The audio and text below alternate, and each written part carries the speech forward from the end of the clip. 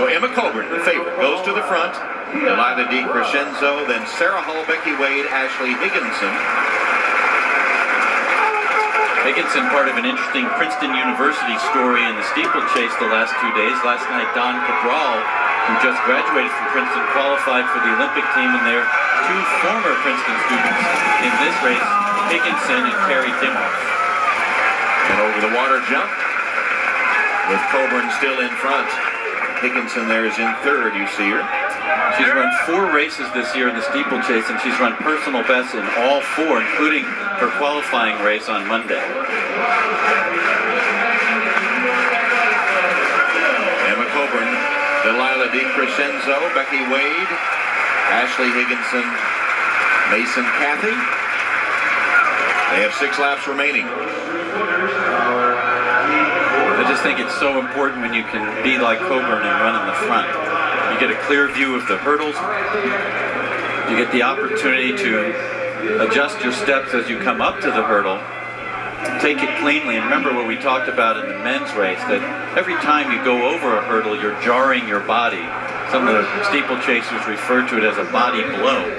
And as you pointed out, you're doing that 28 times during the race. So that can really add up. So you don't want anything to go wrong in the race that might lead you to have to stutter step before the hurdle, hit the hurdle, or of course fall down. Coming to the water jump again. Emma Coburn is over with Delilah DiCrescenzo, Ashley Higginson, Mason Cathy, and Bridget Franick. So Emma Coburn continues to lead the women's 3,000 meter steeplechase final, and we'll be back with the conclusion in just a moment. This is top U.S. marathoner Meb Keflezighi. Meb raced in Skechers Go Runs in San Jose. Meb won.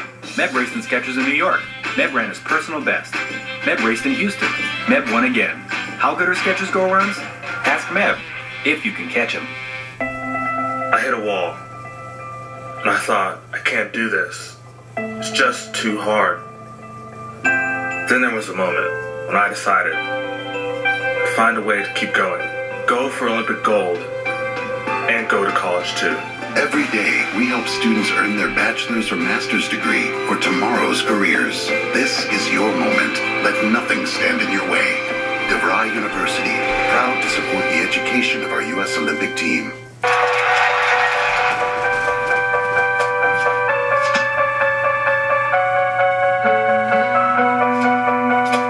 Abby Wambach is a very tough athlete.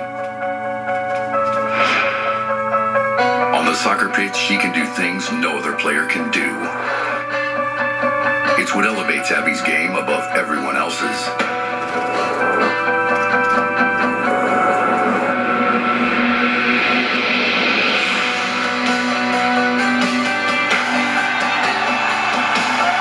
In the same way, the Panasonic ToughPad was engineered to work in a space where no other tablet could. Rugged and reliable, with a sunlight-readable screen, it has the ability to elevate everyone's game for a fearless way to get the job done.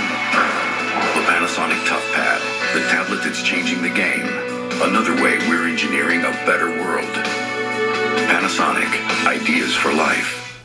We're here with Krista talking about the Walmart low price guarantee. Are you ready? Ready. Let's go. Walmart offers a low price no matter how many you buy. Really? 1 or 50. Wow.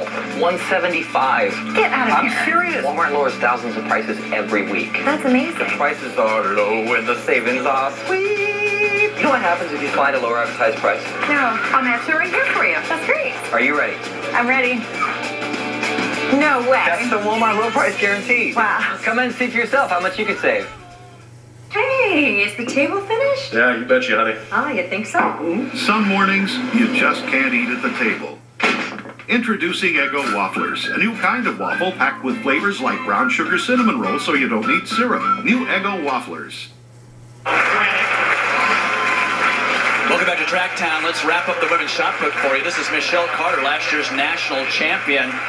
And in her 5th throw of this competition, she gets into 2nd place, 60 feet 11 1/4, and will repeat her place on the Olympic team from 4 years ago. But it was Jill Camarena Williams who made her third Olympic team and won her third national title with her mark 62, 10.5, all three qualifiers over 60 feet in the women's shot put. That's the team, Tom. Back to the steeplechase. All right, where the steeplechase has less than 3 laps remaining, and Emma Coburn has opened up some distance on the other competitors. Bridget Franek in second place, Delilah DiCrescenzo in third, then Shalia Kipp, Ashley Higginson, and Sarah Hall. Coburn, Franek, and DiCrescenzo, the first 3, all have the A London standard as Coburn goes over the water jump. Kipp, who is in fourth currently, does not have the standard. She missed it by 9/100ths of a second. So it's important that she keep moving. They're running under the A standard at the moment. Certainly Coburn is.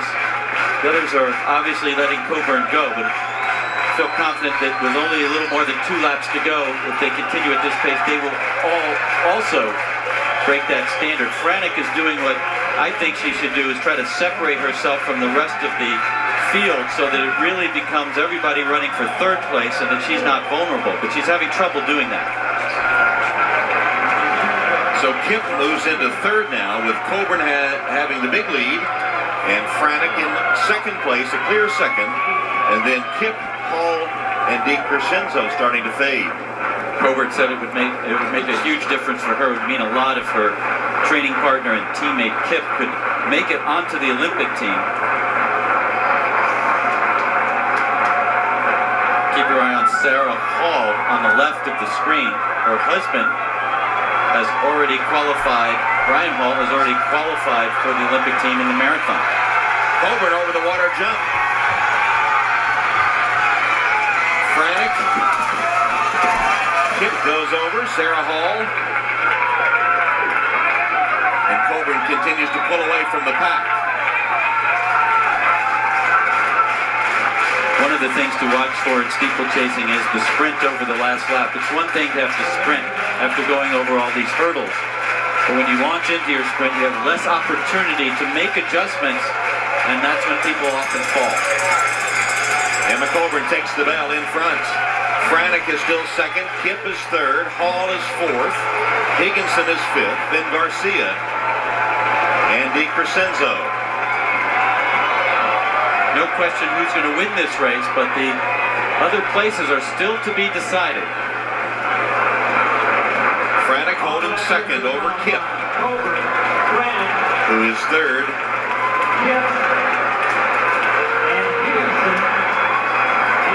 And Ashley Higginson now launching a bid. She moves into fourth place. Franek trying to hold off Kipp for second.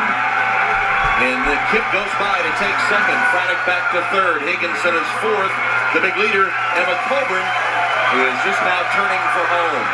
Higginson had an excellent water jump, but I don't know if it's enough to propel her into a sprint that will allow her to catch Kipp. Coburn's going to win it. Franek is second. Kipp trying to hold third with Higginson unable to catch her. Emma Coburn will win it. Here's the battle for second. Franek does hold off second as the 2 Colorado teammates embrace. And you notice how Kipp ran all the way through the line, 9:35 for her finishing time, so she's achieved that A standard for the Olympics, and there'll be 2 Colorado athletes on the U.S. team in London. Emma Coburn, the big winner, and Shalia Kipp, also from Colorado, finishing third and achieving the London A standard to punch her ticket to the London Olympics. Bridget Franek was the second place finisher. There are the 2 Colorado Buffalo teammates. There's Franek, who collapsed to the track after her effort, which got her second place. Coburn, as you predicted, much the best. Well, and she did it the right way. She went to the front, eventually just pulled away from the others, and probably one of the most enjoyable races she's ever had. Meanwhile, behind her, lots of nervousness. Franek did not look good to me. She really looked like she was not going to be able to stay with Kipp at one point on that last lap, but she really did well off the last water jump And into the home stretch as you see Kip take a look behind her to see who might be coming. It was Ashley Higginson behind her. Very good hurdling technique for both women over the last hurdle. And then it was a race to the finish line. But for Kip, it was all about getting that last qualifying time. And she did it with room to spare. Coach Mark Wetmore from Colorado, who put Jenny Simpson on the Olympic team in this event in 2008, puts 2 women on in 2012. There are the official results, and there is your Olympic team. In fact, the last 3 NCAA champions comprise the U.S. team. There with Lewis. Thank you, Tom, very much. Well, Emma, what is it like to be the clear favorite, then come up and live up to that expectation and lead this team to London?